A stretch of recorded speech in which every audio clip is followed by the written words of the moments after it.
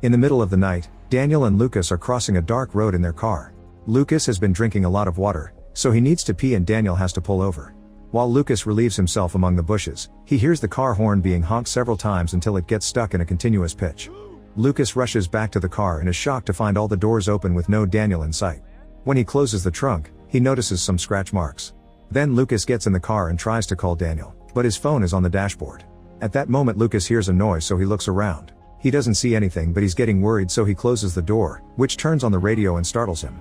Lucas turns it off and keeps hearing noises right before Daniel crashes into the windshield. Daniel begs for help before he's dragged away. Something falls behind the car, so Lucas runs out to find Daniel's body dead on the ground.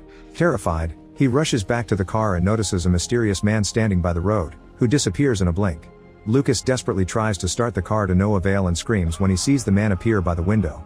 Then the car finally starts and Lucas drives away as fast as possible. Minutes later he sees the man by the road again and laughs, thinking his mind is playing tricks. However, no matter how far he goes, the man keeps appearing by the road over and over again. Suddenly he materializes on the passenger's seat with a demonic face. In the city, Tyler and Maddie finish packing their things so they can start their new life in a van. Before they leave, Maddie activates a satellite communicator that can contact emergency services and share their location without a phone signal. Tyler hangs a St. Christopher medallion on the mirror, a family tradition because he's the patron saint of travelers.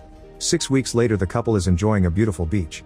Tyler wants to leave soon because he has a reservation at the hot springs, but Maddie convinces him to stop at a barbecue place first. Unfortunately, this delay causes them to get stuck in traffic and lose the reservation. It's nighttime when they finally make it to a town. Maddie watches a family in a house and wonders if that's the life she truly wants. She's suddenly startled by a popping noise that comes from Tyler opening a bottle of champagne. He throws some petals on the floor and turns on some fairy lights before revealing an engagement ring. Tyler proposes to Maddie, explaining that his original plan was to do it at the hot springs. Before Maddie can answer, someone knocks on their door. Tyler looks out the window and is startled by a flashlight from a neighbor, who tells them camping isn't allowed in residential areas and threatens to call the police if they don't leave soon. Maddie chooses that moment to say yes and Tyler celebrates while the neighbor scolds them. The couple leaves and agrees to look for a hotel. Moments later, Tyler is asleep and Maddie is driving while playing with the ring. On the very dark road, she notices a car driving behind her. This distraction causes her to drop the ring, so she bends over to pick it up and put it back in the box. When she looks up, she's startled by the other car appearing next to the van and honking the horn. It's Lucas, who keeps waving his hand to tell her to go back. Maddie doesn't understand his warning, so Lucas just keeps driving ahead. All the noise awakens Tyler, and he tells her to ignore the other car. Minutes later they discover that the car has crashed into a tree. While Tyler calls 911, Maddie goes to check on Lucas, who is trying to crawl out of the vehicle. When he asks for help, he's dragged back inside and the door closes. Then Tyler looks inside the car with a flashlight and finds Lucas unconscious on the wheel. Suddenly the airbag activates and pushes Lucas back, revealing that the other side of his face has been torn off and he's actually dead. Meanwhile Maddie hears noises among the trees and sees the claw marks on the trunk. At that moment, the mysterious man appears nearby, but he disappears after a few seconds. Maddie tells Tyler, who points the flashlight in that direction but finds nothing. When the police finally arrive, Tyler talks to the cops while Maddie waits in the van. She senses the presence of the man in the back, but as she turns around, Tyler joins her and turns on the light, which proves that there's nothing there. Later in a hotel, Maddie checks the footage from the van's dashcam on her phone. However, when Lucas gets close, the video becomes corrupted. The next morning, the couple gets ready to leave but is shocked to find a claw mark on the van. Maddie remembers the same mark on Lucas' car, but Tyler brushes it off. Afterward they drive to a big van lifers gathering, where Tyler is excited to meet his favorite van influencer. Meanwhile Maddie notices that all the apples in the van have turned black overnight, so she throws them away.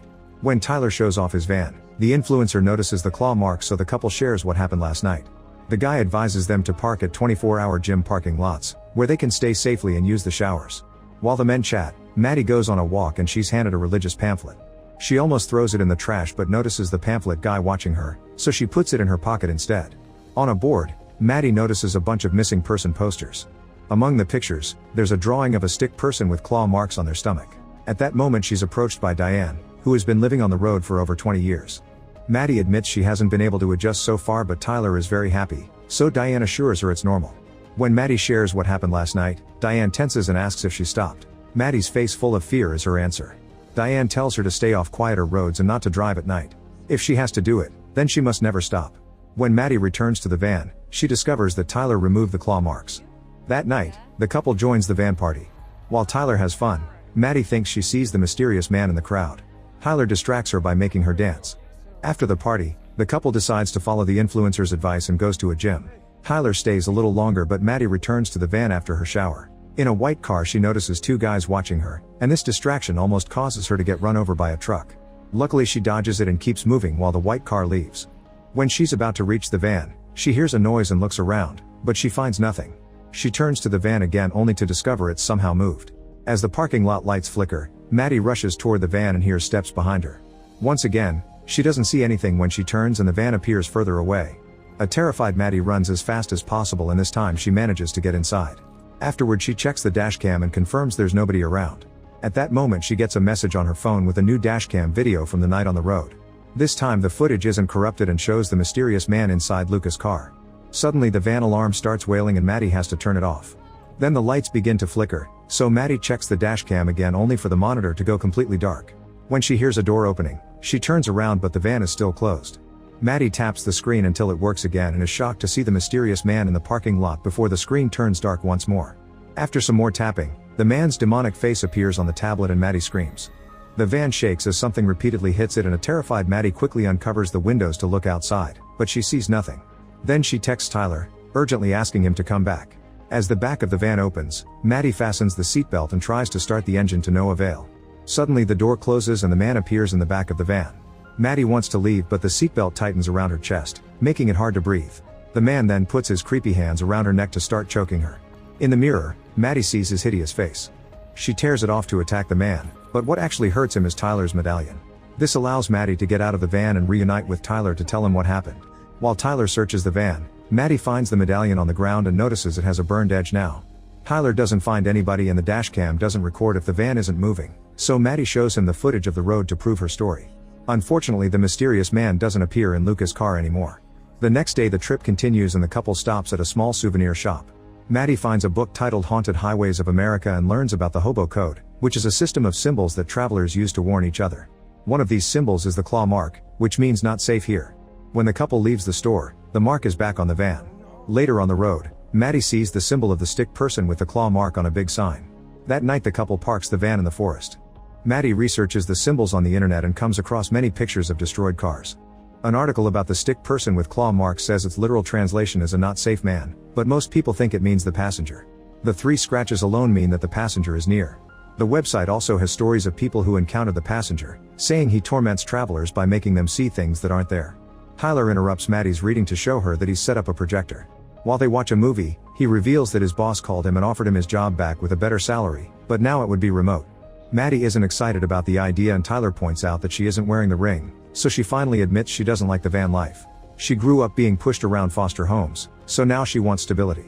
Tyler hates the idea of going back to the city and being shackled to a desk again. Their argument is interrupted by the projector making a weird noise, so Tyler pauses the movie because he thinks it's a glitch. Then the lights go out and the movie starts playing again, but now someone is standing behind the curtain. A creepy face is slowly pushed into the fabric, so Tyler pulls it down, but he finds nothing. Noises can be heard in the forest, so Maddie uses the projector as a flashlight to look around. The projection of the actor lands on the passenger, who roars with a demonic face. The couple runs to get back in the van and hears the passenger pounding on the roof. The van shakes for several minutes and the couple holds each other until it stops. They want to leave, but Tyler can't find the keys, so he must have dropped them outside. With a bat in hand, Tyler leaves the van to search the ground but can't find anything. At that moment he hears the keys jingling and follows the noise into the woods to find them hanging on a branch. As soon as he grabs them, the passenger jumps on him, but he quickly disappears and Tyler only sees some rocks. Maddie comes for him and together they run back to the van. Afterward the couple drives to the nearest town and hides in a diner. Maddie shows Tyler the book with the Hobo Code and explains that the passenger has been following them since they tried to help Lucas. Because of the mark, Tyler thinks they should abandon the van or even burn it, but Maddie thinks the passenger is connected to them and not the vehicle. Then Maddie goes to the bathroom to freshen up and a sign on the wall gives her an idea. She rushes back to the table and tells Tyler that they need to find Diane because she may have more information. Tyler wants to leave now, but Maddie explains that Diane doesn't want them to drive at night, so they must wait. In the morning, the couple is on the road again and they see an emergency team taking care of the dead victim of a car crash. When the sun starts to set, they're forced to stop the van because it gets a flat tire. While Tyler changes it, Maddie stands with the flashlight and the medallion for protection. Soon Tyler realizes that the bolts are gone and looks around until he finds them under the van. While he crawls underneath to grab them, Maddie sees the van door opening and a hand peeking out. Suddenly the hand is above her and picks her up by grabbing her face. Tyler hears her scream before she collapses on the ground and he watches her be dragged away. When he tries to crawl out to help, the jack starts moving and the van slowly comes down. Tyler rushes to come out, but he isn't fast enough and the van falls on his leg, severely wounding it. Tyler is still desperate enough to pull, which quickly frees him but also makes the injury worse. After finding the medallion on the ground, Tyler panics and gets in the van to drive away. Meanwhile, Maddie wakes up near a crash site. When she's about to check the bodies, Tyler arrives and hugs her tightly. Maddie senses something is wrong and pulls back to discover the passenger. By just moving his hand, he forces Maddie to fall on her knees and open her arms. As her nose starts to bleed, the passenger's eyes glow, but he disappears when the real Tyler shows up. The van almost runs over Maddie, however Tyler reacts fast and stops it just in time. Afterward, the couple drives back to the van event and asks about Diane, but nobody recognizes the name. Eventually Diane overhears them and comes out, but she freaks out when they tell her what's happening. She wants the couple to leave immediately and alerts the crowd, who rush to hide in their vans. Diane explains that the passenger is a demon who has fun causing wrecks on the highway because he's hungry for pain, death, and suffering. He managed to mark the couple because they stopped to help Lucas. Maddie tells her that she hurt the passenger with the medallion, which helps Diane remember that a marked trucker sought refuge in the St. Christopher Church. If the church can weaken the passenger's powers, maybe they can kill him. The couple doesn't know how to get to that place, so after lots of denial, Diane agrees to take them there. Suddenly the wind starts blowing pretty violently and a thick fog spreads over the area. The couple runs to get back in their van and the wind closes the door on Maddie's hand, almost breaking it. Diane pulls up next to them and asks them to follow her, but unfortunately the passenger grabs her head from behind and pulls to tear her neck open, instantly killing her. Tyler and Maddie immediately leave and don't stop driving until they reach a gas station. After bandaging their injuries, they agree that their only option is to find the church in the desert. Before leaving, they buy tons of energy drinks and religious medallions. During the trip, the medallions are hung all over the van. Tyler uses his phone to research St. Christopher, who used to travel with a monk. One day Christopher realized that his companion wasn't a monk, he was a demon in disguise. The couple concludes they're the two sides of the same coin for balance. Christopher protects travelers and the passenger attacks them. After driving for a while, Maddie is feeling sleepy. She closes her eyes for a second and when she opens them, it's nighttime. She almost loses control of the van but gets it back on track just in time. Tyler doesn't understand how it's night either and wants to go back, so Maddie turns the van around. Minutes later, the couple notices that they don't have much gas left. When they pass by a sign, Maddie stops the van because she sees a new symbol, which means this way. Remembering that they're supposed to trust the symbols, Maddie makes the van go off the road to follow the direction of the arrow. As they drive further into the darkness, the radio turns on and they hear a preacher talk about hell. Tyler can't turn it off, so he ends up smashing it to shut it up. Eventually they find another sign with the same symbol, so they turn the van in the indicated direction.